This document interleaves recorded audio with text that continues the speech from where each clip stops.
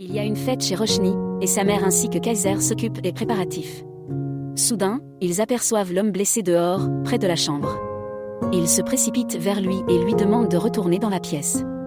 Mais il répond qu'il a faim et soif. La mère de Roshni lui assure qu'il aura tout ce dont il a besoin dans sa chambre, mais il insiste pour rester dehors. Roshni intervient alors et le ramène dans sa chambre. En chemin, l'homme demande à Roshni pourquoi sa mère se comporte toujours comme une dictatrice. Cela met en colère la mère de Roshni, qui demande à Kaiser de reconduire l'homme dans la pièce.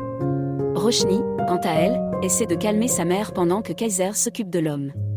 Pendant ce temps, chez Siddharth, ce dernier s'apprête à sortir lorsque Simi l'arrête. Elle lui demande où il va.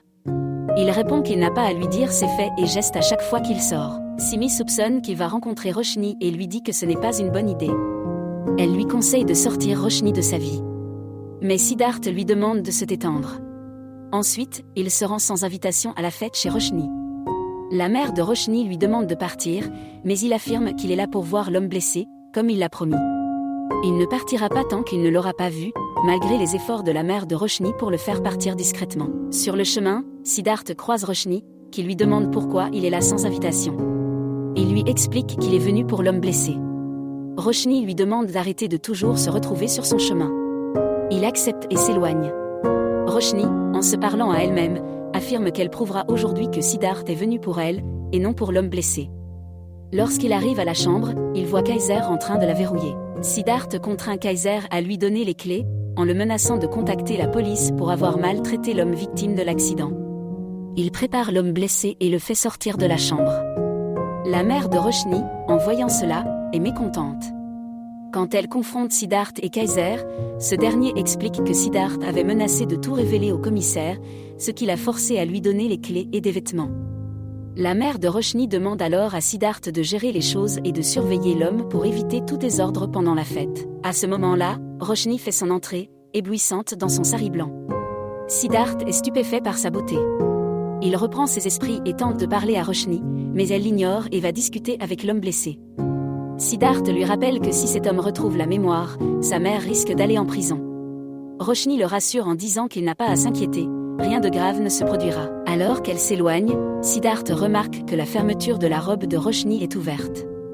Il s'approche d'elle, et cela déclenche une séquence musicale entre eux. Roshni remercie Siddharth de lui avoir sauvé la face. Siddharth lui répond qu'il n'y a ni pardon ni merci entre amis. Il s'éloigne ensuite. Le père de Siddharth croit que Siddharth et Roshni se remettront ensemble un jour, car ils s'aiment profondément.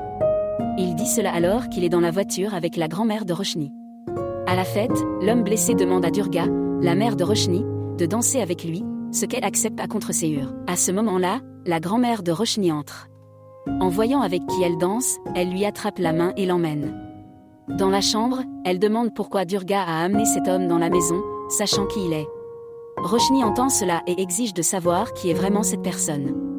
Durga ne veut pas lui dire, mais quand Roshni lui demande de jurer sur elle et de dire la vérité, elle finit par lui avouer que c'est son père, Shiv Patel. Roshni est sous le choc. Elle dit qu'on lui a toujours dit depuis son enfance que son père était mort. Comment sa mère a-t-elle pu lui mentir ainsi? Durga lui répond qu'elle a fait cela pour le bonheur de Roshni, mais Roshni lui rétorque qu'elle n'est pas heureuse. Comment pourrait-elle l'être? Siddharth essaie de la raisonner, mais Roshni commence à douter de lui également, pensant qu'il savait peut-être aussi la vérité sur son père. Roshni essaie de sortir pour aller interroger son père, mais Siddharth tente de l'en empêcher, ce qui la met en colère contre lui. Elle quitte ensuite la pièce, suivie de Siddharth. Il annonce que la fête est terminée car Durga ne se sent pas bien. Les invités partent. Roshni, qui se tient devant son père, ne peut se contenir et le serre dans ses bras. Shiv, confus, demande quel est le problème. Est-ce à cause de lui? Roshni reste silencieuse et regarde Shiv. Shiv dit qu'il serait parti s'il avait sa mémoire et savait où aller. Roshni lui demande de ne pas partir, pensant en elle-même qu'après 23 ans, elle a enfin retrouvé son père. Elle commence à pleurer, et Shiv demande à Siddharth de venir s'occuper d'elle. Siddharth demande à Kaiser d'emmener Shiv à l'intérieur. Il conduit Shiv dans la chambre. Roshni, voyant cela, fait ses valises et annonce qu'elle ne vivra plus ici. Elle vivra désormais avec son père. Sa mère lui dit qu'elle a pris la décision de quitter son père pour la protéger, mais Roshni n'est pas d'accord. Sa grand-mère intervient, disant que Roshni a toujours pris des décisions hâtives. Elle lui conseille d'abord d'écouter la vérité. Roshni demande alors à sa grand-mère de lui révéler la vérité.